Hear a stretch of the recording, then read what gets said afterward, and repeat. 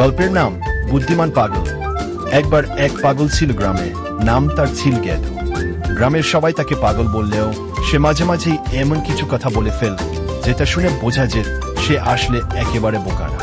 একদিন গ্রামের বাজারে এক ধনী লোক গেদুকে দেখেই বল, তুই যদি প্রমাণ করতে পারিস তুই বুদ্ধিমান, তাহলে তোকে 100 টাকা দেব।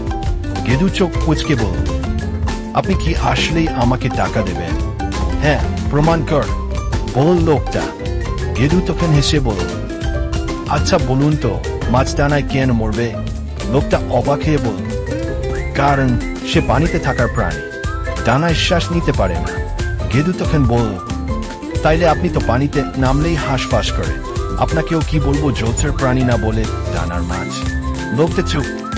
গেদু এবার বল, এখন 100 টাকা দিন। লোকটা টাকা দিল হাসতে হাসতে। আশেপাশের সবাই হেসে গড়াগড়ি খায়। গল্পের শিক্ষণীয় দিক, সবসময় যাকে পাগল বা বোকা ভাবি সে আসলে আমাদের চেয়েও বেশি বুদ্ধিমান হতে পারে। কোনো কাউকে হেলাফেলা করা উচিত নয়।